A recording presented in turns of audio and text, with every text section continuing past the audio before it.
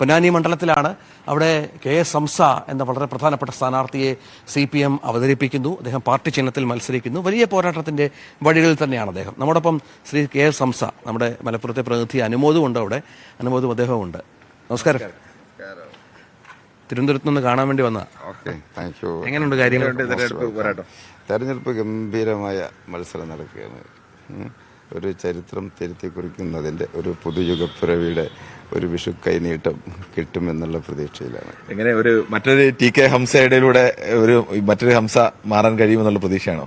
തീർച്ചയായും മാറ്റം സുനിശ്ചിതമാണ്, മാറ്റം അനിവാര്യമാണ്, മാറ്റത്തെക്കുറിച്ച് സംശയവുമില്ല. ഇപ്പോൾ ഈ സാഹചര്യങ്ങൾ പൊതുവെ നമുക്കറിയാം, ലീഗിന്റെ പൊന്നാപുരം കോട്ട എന്നൊക്കെയാണ് അനുമോദം എല്ലാ വാർത്തകളിലും വിശേഷിപ്പിക്കുന്നത് പലപ്പോഴും. അതിനപ്പുറത്തുള്ള എന്ത് മാറ്റമാണ്, സാഹചര്യമാണ് താങ്കൾക്ക് അനുകൂലമായി ഇതിനെ രൂപപ്പെട്ടിട്ടുള്ളത്? അങ്ങനെ പൊന്നാപുരം കോട്ടയൊന്നും ഇല്ലല്ലോ. മാറാത്ത കോട്ടകൾ ഏതാണുള്ളത്? എത്ര കൊറ്റക്കുടകൾ യുഗങ്ങളിൽ കുത്തി നിർത്തിയ മുത്തണി കൂണുകൾ, ആ കുളമ്പടി ഏറ്റേറ്റു വീണുപോയി. അത്രയേറെ ഭരണകൂടങ്ങളും മറിയാത്ത പ്രശ്നമൊന്നുമില്ല. ഇവിടെ മറിഞ്ഞിട്ടുണ്ട്. വയനാട്ടിൽ സ്വാധീനിച്ചിട്ടുണ്ട് വയലാറിനെ. പക്ഷെ അങ്ങനെ മാറാത്ത സംഗതിയൊന്നുമില്ല. ഇവിടെ തന്നെ മാറിയിട്ടുണ്ടല്ലോ. മഞ്ചേരി മാറി, ഇവിടെ കുറ്റിപ്പുറം ഇതിനകത്താണുള്ളത്. കുറ്റിപ്പുറം 2006 മാറി. അത് എങ്ങനെ മാറ്റം? 42,000 വോട്ട് ഒരു അസംബ്ലി സെഗ്മെന്റിൽ നിന്നാണ് 42,000 വോട്ട് ലീഡ് നിൽക്കുമ്പോൾ അദ്ദേഹത്തെ മറിച്ചിട്ടിട്ട് 8,000-ലധികം വോട്ടിന് മാറിന്. ആളുകളൊക്കെ മാറ്റം സാഹചര്യം ഉൾക്കൊള്ളും. അത് man is product of his environment. അത് കറക്റ്റാണ്, അത് നടക്കുക തന്നെ ചെയ്യും. ഇപ്പോഴത്തെ ഒരു സാഹചര്യം അങ്ങനെയാണ്. അതുകൊണ്ട് ആളുകൾ മാറ്റത്തിന് സജ്ജായിക്കുകയാണ്. ഇതുവരെയും CPM യഥാർത്ഥത്തിൽ മത്സരിപ്പിക്കുന്ന സമയത്തെല്ലാം പാർട്ടി ചിഹ്നത്തിലല്ല മത്സരിച്ചിരുന്നത്. ഇത്തവണ പാർട്ടി ചിഹ്നത്തിൽ തന്നെ മത്സരിച്ചത്. അതിന്റെ ഒരു പ്രത്യേകത എന്താണ്? അത് സത്യത്തിൽ ഞാൻ സെലക്ട് ചെയ്തതാണ്. ഞാൻ ആവശ്യപ്പെട്ടതാണ്. പാർട്ടി ചിഹ്നം ആവശ്യപ്പെട്ടു. പാർട്ടി ചിഹ്നം തരാൻ കഴിയും. പക്ഷെ ഞാൻ സ്വതന്ത്ര സ്ഥാനാർത്ഥിയാണ്. പാർട്ടി മെമ്പർഷിപ്പ് എടുക്കുന്നില്ല. പക്ഷെ നിങ്ങളുടെ പാർട്ടി ചിഹ്നം നിയമത്തിന് വിരോധമല്ല. പാർട്ടിക്കാർക്ക് വേണമെങ്കിലും ചിഹ്നം നൽകാവുന്നേ ഉള്ളൂ. അതൊരു അചേതന വസ്തുവാണല്ലോ, കേവലം എംബ്ലം അല്ലേ. അപ്പോൾ പാർട്ടി തീരുമാനിച്ചു തരാമെന്ന് അങ്ങനെ സംസാരിച്ച. കാരണം ഈ തെറ്റിദ്ധരിക്കപ്പെടുന്ന കുറേ സാഹചര്യങ്ങളുണ്ട്. ഇപ്പോൾ ഇവിടെ തന്നെ രാഹുൽ ഗാന്ധിയുടെ വരവിൻ്റെ ആ കുത്തൊഴുക്കിലും കഴിഞ്ഞ തവണ ഒരു ഷമീറ എന്ന് പറഞ്ഞ ഒരു സ്ത്രീ 16,000-ലധികം വോട്ട് പിടിച്ചു. കാരണം അവരുടെ ചിഹ്നം കട്ടിംഗ് പ്ലെയറാണ്. അൻവറിന്റെ ചിഹ്നം സിസ്റ്റേഴ്സ് കത്രിയാണ്. ഇത് രണ്ടും തമ്മിലുള്ള മാറ്റം. അങ്ങനെ തെറ്റിദ്ധരിച്ചതുകൊണ്ട് മാൻഡേറ്റ് നഷ്ടപ്പെടുത്തി ഒത്തിരി ആളുകളുണ്ടായിട്ടുണ്ട്. കഴിഞ്ഞ തവണ അസംബ്ലിയിലുണ്ടല്ലോ മുസ്തഫ പെരിന്തൽമണ്ണയിൽ നിന്ന് 32 വോട്ടിന് തോൽക്കുന്നു. അപ്പോൾ അപരൻ സാമ്യമുള്ള ചിഹ്നത്തെ മത്സരിച്ചു 6,000-ലധികം വോട്ട് പിടിക്കുന്നു.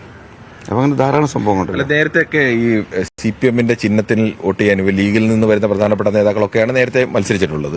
CPM ആ സമയത്തൊക്കെ പാർട്ടി ചിഹ്നത്തിൽ അല്ലെങ്കിൽ അരിവാൾ ചുറ്റി നക്ഷത്രത്തിൽ വോട്ട് ചെയ്യാൻ ഇങ്ങനെ ലീഗുകാർക്ക് ഒരു വിഷമം കാണും എന്നുള്ളത് വെച്ചാൽ മറ്റ് ചിഹ്നത്തിൽ അത് മാറ്റി അതല്ല ഈ പാർട്ടി ചിഹ്നം തന്നെ മതി, അങ്ങനെ ലീഗിൽ നിന്നുള്ളവർക്ക് കൂടി അല്ലെങ്കിൽ ലീഗിനോട് ഇപ്പോൾ വിയോജിപ്പുള്ളവരുടെ കൂടി വോട്ട് ഈ പാർട്ടി ചിഹ്നത്തിലേക്ക് വരുമോ? അത് വരും. അതിന് പ്രശ്നമില്ല എന്നുള്ളത് തെളിയിച്ചിട്ടുണ്ട്. ഇതിന് മുമ്പേ ഉണ്ട്. ET മുഹമ്മദ് ബഷീർ ഇവിടെ തോൽക്കുന്നത് CPM-ന്റെ അരിവാൾ ചുറ്റിയ നക്ഷത്രത്തോടാണ് തോറ്റത്. അന്ന് 2006 തന്നെ അബ്ദുള്ളക്കുട്ടി അല്ലേ ചേച്ചി. അത് കൂടാതെ തന്നെ ലീഗിന്റെ ഞങ്ങളുടെ ഇങ്ങനെ വയൽ വന്നു പോകുന്നുണ്ട് പഴയ ഓർമ്മയില്. ലീഗിന്റെ സംസ്ഥാന അഖിലേന്ത്യാ പ്രസിഡന്റ് ഖാദർ മൊയ്തീൻ സാഹിബ് 2004 വെല്ലൂരിൽ മത്സരിക്കുമ്പോൾ അവിടുത്തെ CPM മുന്നിലുള്ള വെല്ലാട്ടൻ DMK-യുടെ ചിഹ്നം ഉദയസൂര്യല്ല മത്സരിച്ച് ജയിച്ചത്. ഇപ്പോൾ കഴിഞ്ഞ ആഴ്ച കോയമ്പത്തൂരിലുള്ള പൊതുയോഗത്തിൽ CPM-ന് വോട്ട് പിടിക്കുകയാണല്ലോ അദ്ദേഹം. വലിയൊരു പൊതുയോഗത്തിൽ CPM-ന്റെ ഭയങ്കര ബാനർ വെച്ച് അരിവാൾ ചുറ്റിയ നക്ഷത്രത്തിൽ വോട്ട് ചെയ്ത് വിജയിപ്പിക്കണം അദ്ദേഹം പ്രസംഗിക്കുന്നുണ്ടല്ലോ. അപ്പോൾ അതൊക്കെ ആളുകൾക്ക് മാറിയിരിക്കുന്നു. അതിന് സെന്റിമെന്റൽ എന്നൊക്കെ മാറി വസ്തുതാപരമായി ചിന്തിക്കാനുള്ള ഒരു ശേഷി ആളുകൾ കൈവരിച്ചു കഴിഞ്ഞിട്ടുണ്ട്. ഈ ദീർഘകാലം ലീഗിന്റെ ഭാഗമായിരുന്നല്ലോ. അതിനുശേഷം ഈ CPM-ലേക്ക് വരുന്നു. CPM-ന്റെ സ്വതന്ത്ര സ്ഥാനത്താണെങ്കിൽ പോലും പാർട്ടിയുമായി ചിഹ്നത്തിൽ മത്സരിക്കുന്നു. അപ്പോൾ കോടി മാറി ഈ അരിവാൾ ചുറ്റി എത്തിയപ്പോൾ ജനങ്ങൾക്കിടയിലേക്ക് ഇറങ്ങുമ്പോൾ ഒരു ഫീൽ എന്താണ്? ഇല്ല, അങ്ങനത്തെ ഫീൽ ലക്ഷ്യമാണ് പ്രശ്നം. ഒരു കോസിന് വേണ്ടിയാണ് മത്സരം. ഞാൻ ലീഗിൽ നിന്ന് സ്വയം വിട പറഞ്ഞു പോകുന്നല്ലോ, രാജിവെച്ചതല്ലോ, പുറത്താക്കപ്പെട്ടതാണ്. അത് എന്തിനു വേണ്ടി എന്നുള്ള ഒരു ചോദ്യമുണ്ട്. അത് അവരെനിക്ക് തന്ന കാരണം കാണിക്കൽ നോട്ടീസിലും അത് എഴുതിയിട്ടുണ്ട്. നിരന്തരമായി പാർട്ടി യോഗങ്ങളിൽ നേതൃത്വത്തെ വിമർശിച്ച് അവഹേളിക്കുന്നു, അപഹസിക്കുന്നു എന്നൊരു വാക്കുണ്ട്. അതുകൊണ്ടാണ് ഈ നടപടി എന്ന് പറഞ്ഞിട്ടുണ്ട്. അത് ലോകത്ത് എവിടെയും അങ്ങനെ ഒന്നും കാണില്ല. എന്തെങ്കിലും സദാചാര വിരുദ്ധ പ്രവർത്തനങ്ങളോ അതൊന്നും പറയാൻ അവർക്ക് പറ്റില്ല കേട്ടോ, അത് വേറെ കാര്യം. പിന്നെ വേറെ തന്നെ അതെ, എൻ്റെ ഉസ്താദുമാരാ. അപ്പോൾ അല്ലെങ്കിൽ വരെ സാമ്പത്തിക എന്തെങ്കിലുമൊക്കെ പറയാമായിരുന്നു. ഇതൊന്നും പറയാൻ പറ്റില്ലല്ലോ, ഇതല്ലേ പറയുന്നത്.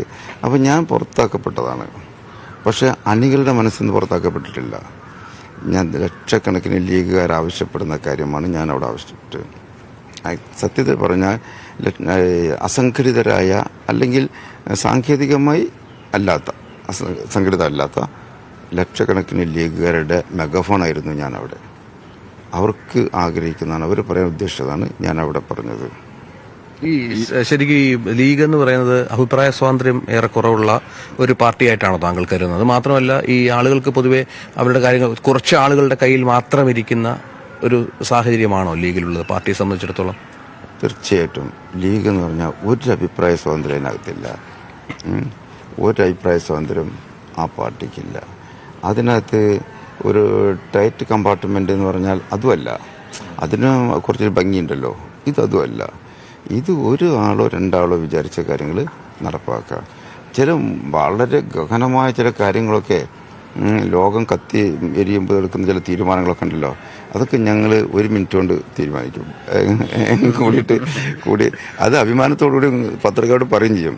ഞങ്ങൾ ഒരു മിനിറ്റ് കൂടി ഞങ്ങൾ തീരുമാനിച്ചു. എന്താണ് പറയുന്നത്? തങ്ങളെ ചുമതലപ്പെടുത്തി ഇങ്ങോട്ട് പോരും, പിന്നെ പെങ്ങളാവും കാര്യം നടത്തുക മാത്രം. അതിനകത്തൊരു പ്രധാനപ്പെട്ട ഒരു ചോദ്യം, പിന്നെ ഈ ലീഗ് അണികളുടെ ഒരു അസംതൃപ്തിയുടെ ശബ്ദം കൂടിയാണല്ലോ താങ്കൾ പ്രകടിപ്പിച്ചെന്ന് പറയുന്നത്. അപ്പം ഇത്തവണത്തെ ഒരു താങ്കൾ വിജയിക്കുമെന്ന് പറയുന്നത്, ഇപ്പം രാഷ്ട്രീയമായി നോക്കിക്കഴിഞ്ഞാൽ ഈ മണ്ഡലത്തിന്റെ ചരിത്രം മുഴുവൻ ലീഗിന് അനുകൂലം തന്നെയാണ്. അപ്പം അതിനപ്പുറത്തേക്ക് ലീഗിൽ നിന്ന് എങ്ങനെയാണ് വോട്ട് താങ്കളിലേക്ക് വരാൻ പ്രതീക്ഷിക്കുന്നത്? കാരണം ഞാൻ ലീഗിന് വേണ്ടി ശബ്ദിച്ചതുകൊണ്ട്, വിക്ടിമൈസ് ചെയ്തപ്പെട്ട ഒരാളാണല്ലോ. അതുകൊണ്ട് തന്നെ ലീഗുകാരുടെ മനസ്സിലുണ്ട്, ലീഗുകാർ മറിച്ച് വോട്ട് ചെയ്യും. അതിന് എല്ലാ കളങ്ങളും കൂടെ ഒരുങ്ങി കഴിഞ്ഞിട്ടുണ്ട്. അപ്പം ഒരു നല്ല ശതമാനം ലീഗിന്റെ വോട്ട് എനിക്ക് ഇവിടെ കിട്ടും. അതുകൂടെ ഈ സമസ്തയുടെ നിലപാടൊക്കെ ഇപ്പോൾ ലീഗുമായിട്ടുള്ള ബന്ധത്തിലൊക്കെ ചില വിള്ളലുകൾ, അത്തരം കാര്യങ്ങളിലൊക്കെ ഏതെങ്കിലും തരത്തിൽ പ്രതീക്ഷയോ അല്ലെങ്കിൽ അങ്ങനെ വോട്ട് പ്രതീക്ഷിക്കുന്നുണ്ടോ? സമസ്തയും ലീഗുമായി ഒരുപാട് അകൽച്ചയുണ്ട്. അത് ഞാൻ നിഷേധിച്ച കാര്യമില്ല, എല്ലാവർക്കും അറിയുന്ന യാഥാർത്ഥ്യമാണ്. അതുകൊണ്ട് ഞാൻ നിഷേധിക്കാൻ പോകുന്നില്ല. വിള്ളലുണ്ട്. കാരണം സമസ്ത മാത്രമല്ല, ഒരു സ്ട്രേറ്റ് ഫോർവേഡായി ചിന്തിക്കുന്ന അല്ലെങ്കിൽ ഒരു ജനാധിപത്യ മര്യാദ ഒരു സംഘടന സെറ്റപ്പൊക്കെ ഉള്ള ഏത് പ്രസ്ഥാനമാണ് ലീഗുമായി തർക്കത്തിലല്ലാത്തത്, ലീഗുമായി യോജിച്ചു പോകാൻ കഴിയുന്നത്? പലർക്കുണ്ടല്ലോ പ്രതിസന്ധി, പലരിലുണ്ടല്ലോ. മറ്റേ സംസ്ഥയുടെ മുമ്പേ എതിർപ്പല്ലോ, AP സംസ്ഥവർ, മുജാഹിദ് പ്രസ്ഥാനങ്ങൾ പലതിനോടും എതിർപ്പുണ്ട്. സമസ്തയായിരുന്നു പിന്നെ ഒരു പ്രധാന ഘടകമായിട്ടുണ്ടായിരുന്നത്. പക്ഷെ സമസ്തയോടും വിരോധമാണ്. കാരണം എല്ലാവരെയും എല്ലാ കാലത്തും വഞ്ചിക്കാം എന്ന ഒരു നിലപാടിലാണ് പോകുന്നത്. അതുകൊണ്ടൊരു കുഴപ്പമില്ല, ഞങ്ങൾ രക്ഷപ്പെടും എന്ന ധാർഷ്ട്യമാണ്. ഞങ്ങൾക്കെതിരെ ആരും ഒന്നും പറഞ്ഞിക്കാരില്ല. പിന്നെ ഇലക്ഷന് മറികടക്കാൻ വേണ്ടി തൽക്കാലമായി ഇവരൊക്കെ ആയിട്ട് അങ്ങോട്ട് കൂട്ടിപ്പിടിച്ചൊരു ചങ്ങാത്തുണ്ടാക്കും. ഇലക്ഷൻ കഴിഞ്ഞെടുത്ത് വലിച്ചു. ഈ CPM-നെതിരെ പലപ്പോഴും ലീഗ് ഉന്നയിക്കുന്ന ഒരു പ്രധാനപ്പെട്ട ആരോപണം, CPM ഒരു മതവിരുദ്ധ പാർട്ടിയാണ്, അല്ലെങ്കിൽ മതാചാരങ്ങൾക്കൊക്കെ എതിരായി നിൽക്കുന്ന ഒരു പാർട്ടിയാണെന്നുള്ള ആരോപണം പ്രത്യേകിച്ച് മലബാർ മേഖലയിലൊക്കെ ശക്തമായി തന്നെ ലീഗ് എല്ലാ കാലത്തും ഉന്നയിക്കുന്നതാണ്. ഇത് എന്താണ് ഒരു മറുപടി? ഈ വിരോധവും അടുപ്പൊക്കെ എല്ലാം ഇഷ്യൂ ബേസ്ഡാണെന്നാണ് മനസ്സിലാക്കാൻ കഴിയുക. കാരണം ലീഗ് തന്നെ അങ്ങനെ എടുത്തിട്ടുണ്ടല്ലോ. ഒരു സമയത്ത് തൊപ്പിയിട്ട CH-നെ സ്വീകരിക്കാൻ പറ്റില്ല, സ്പീക്കറാക്കണമെങ്കിൽ തൊപ്പി ഊരണമെന്ന് ക്ഷണിച്ചു കോൺഗ്രസ്. തൊപ്പി ഇട്ടാലും കുഴപ്പമില്ല, ഞങ്ങൾ മന്ത്രിയാക്കിക്കൊള്ളാറുണ്ട്. അന്ന് ഇടതുപക്ഷമാണ് ആ അസ്പൃശ്യത നീക്കിയത്. അന്നത്തെ ഇടതുപക്ഷം എന്ന് പറഞ്ഞാൽ അന്ന് CPM ആണ് അല്ലേ? CPM-ലെ CH-ന് മന്ത്രിസ്ഥാനം കൊടുത്തത്. തൊപ്പിയോടുകൂടിയുള്ള CH-നെ കുഴപ്പമില്ല, അതയാൾക്ക് വേണമെങ്കിൽ ധരിക്കാം, ധരിക്കാതിരിക്കാം. CPM-നെ സംബന്ധിച്ചിടത്തോളം ധരിക്കാൻ ആഗ്രഹിക്കുന്നവന് ധരിക്കുകയും ധരിക്കാതിരിക്കാൻ ആഗ്രഹിക്കുന്നതിന് അങ്ങനെയും അവകാശമുണ്ട്. എല്ലാ അവകാശങ്ങളും അതേപോലെ നിലനിൽക്കണം എന്നാണ് അത് ആഗ്രഹിക്കുന്നത്. അന്ന് ബാഫിക്കത്തങ്ങളൊക്കെ അതിൻ്റെ കൂടെയല്ലേ ഉണ്ടായിരുന്നത്. പിന്നെ അവിടുന്ന് കാലങ്ങൾ കുറച്ച് മാറി, മുന്നണി രൂപപ്പെട്ടു, കുറേ കാര്യങ്ങൾ വന്നു. ഇപ്പോൾ അടുത്ത കാലത്തുണ്ടായത് മുസ്ലിം മനസ്സുകളിൽ ഇടതുപക്ഷമുണ്ട്. അതിന് കുറേ കാരണങ്ങളുണ്ടല്ലോ. ഇപ്പോൾ ഏക സിവിൽ കോഡ് മുസ്ലിങ്ങളെ മനസ്സിനെ വ്രണപ്പെടുത്തിയിട്ടുള്ളതാണ്. ആ ഏക സിവിൽ കോഡിൻ്റെ കാര്യത്തിൽ CPM വ്യക്തമായ നിലപാടുണ്ടായിരുന്നു. അതേസമയം ലീഗും കോൺഗ്രസും നിൽക്കുന്ന ആ മുന്നണിക്ക് ഒരു കാഴ്ചപ്പാടുമില്ല. ലീഗിന് വ്യത്യസ്തമായ കാഴ്ചപ്പാടുണ്ടാകാം അതിൽ, പക്ഷെ കോൺഗ്രസിനില്ല. കോൺഗ്രസിന്റെ പല നേതാക്കളും പല തട്ടിലായിരുന്നല്ലോ ആ വിഷയത്തിൽ. ഈവൻ ഗസയുടെ വിഷയത്തിൽ വന്നപ്പോൾ പോലും അതൊക്കെ സെന്റിമെന്റൽ ഇഷ്യൂസാണ് ലീഗുകാരെ സംബന്ധിച്ചിടത്തോളം. വേറെയും കാര്യങ്ങളുണ്ടല്ലോ. ഇപ്പോൾ കോൺഗ്രസ് എന്ത് പറഞ്ഞു, ഇപ്പോൾ മുസ്ലിങ്ങൾ ആകെ കൂടിയും ഉത്കണ്ഠയിലാണ്. അത് ഈ പൗരത്വ നിയമത്തിന്റെ വിഷയത്തിൽ. പൗരത്വ നിയമം ആകെ ഭയവിഹ്വലരായാണ് ജീവിക്കുന്നത്. ജനിച്ച നാട്ടിൽ രണ്ടാന്തരം പൗരന്മാരായി ജീവിക്കേണ്ടി വരുന്ന ഒരു ദുരവസ്ഥയെക്കുറിച്ച്, ആ ഭീഷണമായ സാഹചര്യത്തെക്കുറിച്ചുള്ള ഉത്കണ്ഠയിലാണ് മുസ്ലിങ്ങൾ. ആ സമയത്ത് ഒരു പ്രകടന പത്രിക ഇറക്കിയ കോൺഗ്രസ് ഒരു പ്രതീക്ഷ നൽകണ്ടേ? ഒന്നും മിണ്ടില്ല, നിശബ്ദത പാലിച്ചു. ഇടതുപക്ഷം പറഞ്ഞു ഞങ്ങൾക്ക് സ്വാധീനമുള്ളൊരു ഗവൺമെന്റ് വരികയാണെങ്കിൽ അത് തിരുത്തും എന്ന് പ്രകടന പത്രികയിൽ പറഞ്ഞു. NIA കാര്യത്തിൽ NIA ഇടതുപക്ഷം തിരുത്തുമെന്ന് പറഞ്ഞിട്ടുണ്ട്. മറ്റൊന്നും കോൺഗ്രസ് മിണ്ടുന്നില്ല.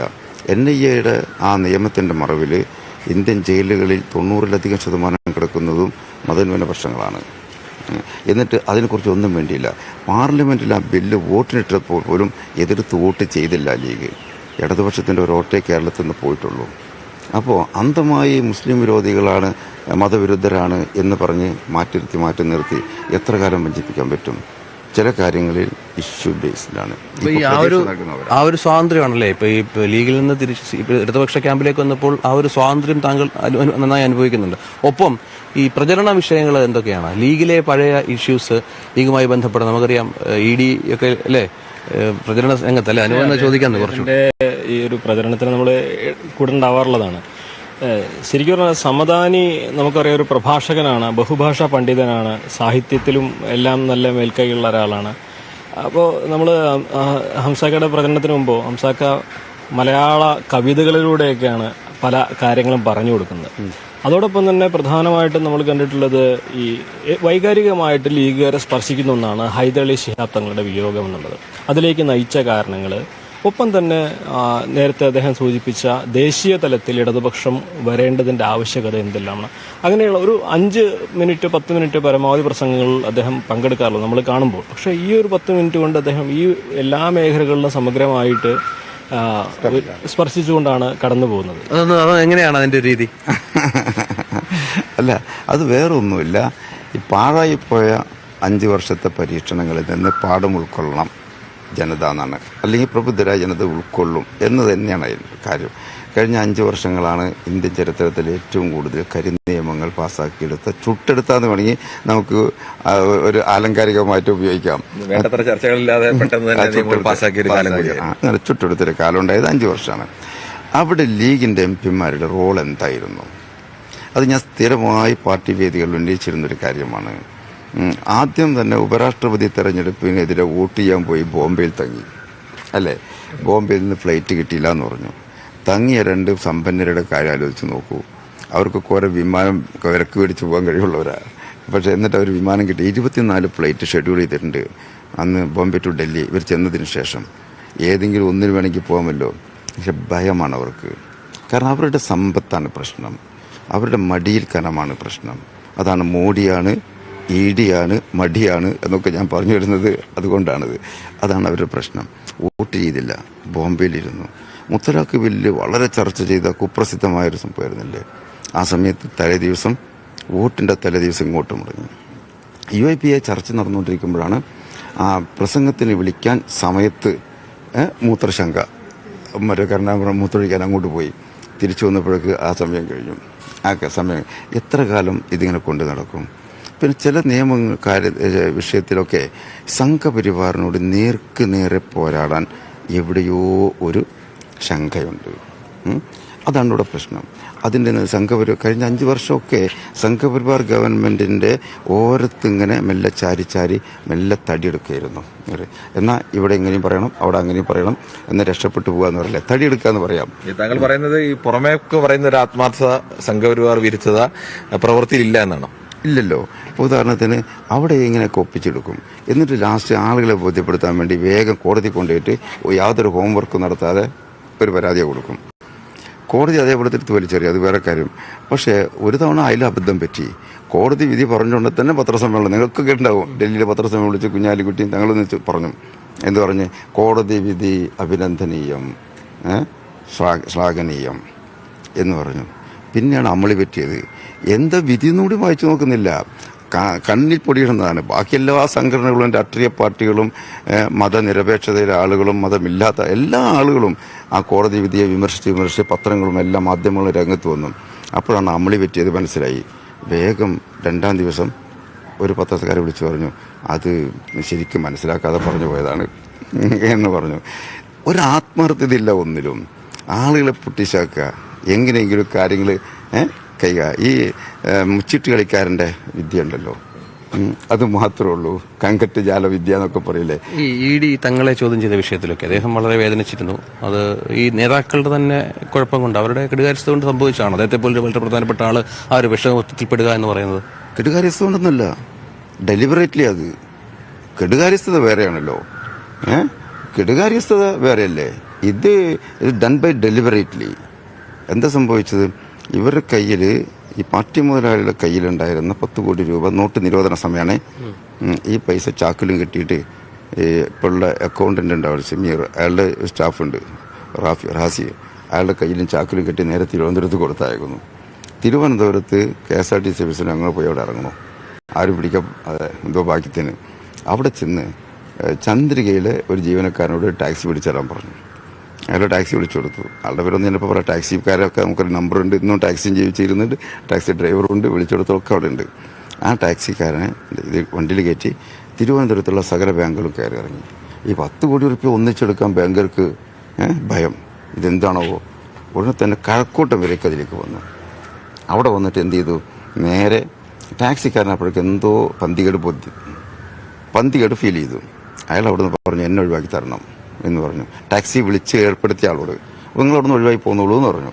അങ്ങനെ ഈ പയ്യൻ വിദ്വാൻ വീണ്ടും അതിൽ നിന്ന് ഇറങ്ങിയിട്ട് വേറെ KSRTC ബസ്സിൽ കയറി നേരെ എറണാകുളത്തേക്ക് എത്തുകയാണ്. അവിടെ എത്തുമ്പോഴേക്ക് കുഞ്ഞാലിക്കുട്ടിക്ക് വിവരം കൊടുത്തു. കുഞ്ഞാലിക്കുട്ടി സാഹിബ് അത് ഇബ്രാഹിം കുഞ്ഞോട് പറഞ്ഞു. ഇബ്രാഹിം കുഞ്ഞ് നേരെ ബാങ്കിലേക്ക് വിളിച്ച് പറഞ്ഞത് ഇങ്ങനെ ഒന്ന് സഹായിക്കണം അക്കൗണ്ട് എന്ന് പറഞ്ഞപ്പോൾ ആ ബന്ധത്തിൻ്റെ പേരിൽ എന്തായി, 2 അക്കൗണ്ടിൽ തങ്ങളുടെ പേരിലുള്ള ചന്ദ്രിക അക്കൗണ്ടിൽ 2 അക്കൗണ്ടിലൂടെ ഈ 10 ഒരേ സമയത്തോട് നിക്ഷേപിക്കും. 5-4 ഷെയ്ക്ക് തോന്നുന്നുണ്ട്. അങ്ങനെ 2 അക്കൗണ്ടിലാണ് ഈ 10 കോടി ഒരുമിച്ച് വന്നു ഒരേ സമയത്ത്. ഇത് വന്നപ്പോൾ പിന്നീട് ഇൻകം ടാക്സ് നോട്ടീസ് അയച്ചു. അപ്പോൾ വേഗം 3 കോടി ഫൈൻ കെട്ടാൻ പറഞ്ഞു.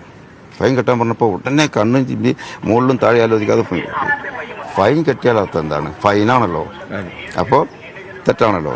ഫൈനാണെങ്കിൽ കുറ്റകൃത്യം ഉറപ്പല്ലേ. അപ്പോൾ കള്ളപ്പണമാണെന്നുള്ളത് വ്യക്തമാക്കി. അല്ലെങ്കിൽ ഫൈൻ കെട്ടേണ്ട, വാദിക്കാലോ, കോടതി കേസ് നടത്താലോ. ഇനിയിപ്പോൾ സത്യത്തിൽ എന്താ ഉണ്ടായത്? പൈസ കെട്ടി ബാങ്കിലിട്ട് ഉടനെ തന്നെ ഇവർ ചെക്കുമായി തങ്ങളെ സമീപിച്ചു. മെല്ലെ തങ്ങളോട് ചെക്ക് ഒപ്പിട്ട് മേടിച്ചു. വഞ്ചിക്കായിരുന്നു. തങ്ങളെ ഭയങ്കരമായിട്ടൊരു കുടുക്കിൽ പെടുത്തിയിരുന്നു. തങ്ങളെ കൊണ്ട് ചെക്ക് ഒപ്പിട്ട് മേടിച്ചു. തങ്ങൾ അങ്ങനെ തന്നെയാണ്. ഇവർ കൊണ്ടുവരുന്ന ചെക്ക് ഒപ്പിട്ട് കൊടുക്കലാണ്. ബ്ലാങ്ക് ചെക്ക് തന്നെ. അത് പരിശോധിക്കുക, എത്ര എമൗണ്ട് അതിലുണ്ടെന്ന് നോക്കലോ, എത്ര ഇട്ടൊന്നും നോക്കലില്ല. വിശ്വാസമാണല്ലോ. തങ്ങൾക്ക് സാധിക്കില്ലല്ലോ. എത്രയോ എത്തിയങ്ങാനും എത്രയോ ആയിരക്കണക്കിന് പള്ളിയിൽ എത്തിയങ്ങാനുടെയൊക്കെ മാനേജറും ഖാദിയൊക്കെ ആയിട്ടുള്ള ആളുകൾ അവർക്ക് ഒരു കെട്ട് ഒന്നിച്ച് ചെക്ക് ഒപ്പിട്ട് കൊടുക്കും. പക്ഷെ ആരും അദ്ദേഹത്തിൽ വഞ്ചിക്കില്ലല്ലോ. ഇതെന്ത് ചെയ്തു? ചെക്ക് ഒപ്പിട്ട് മേടിച്ച് പൈസ വേഗം ട്രാൻസാക്ട് ചെയ്ത് മാറ്റി, വെളുപ്പിച്ചു. അതിനുശേഷമാണ് ഇൻകം ടാക്സ് നോട്ടീസ് വരുന്നത്. അപ്പോൾ ഇനി വേറെ പുലിവാരി വേണ്ടെന്ന് പറഞ്ഞിട്ട് വേഗം ഫൈന കെട്ടി. ഫൈൻ കെട്ടിയോടുകൂടി കള്ളപ്പെടാന്നുള്ള ഉറപ്പായി. പിന്നെ വരുന്നത് ED ആണ്. EDയുടെ അന്വേഷണ സമയത്ത് ED വന്നതോ വരുത്തിയതോ എന്നതിനെക്കുറിച്ച് ഇപ്പോഴും പല ചർച്ചകളുണ്ട്.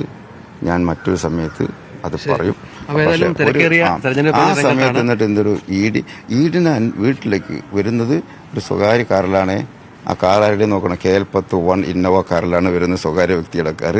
അത് കുഞ്ഞാലിക്കുട്ടി സാഹിബിന്റെ ബിനാമിയുടെ പേരിലുള്ള കാറാണ്. എന്തുകൊണ്ട് ആ കാറിൽ വന്നു എന്നതൊക്കെ നമുക്ക് മറ്റൊരു സമയത്ത് വിജയാശംസകളും. Thank you. ദിവസങ്ങളിൽ കുറച്ചുകൂടെ ചൂടാണ്. Thank you. ശരി.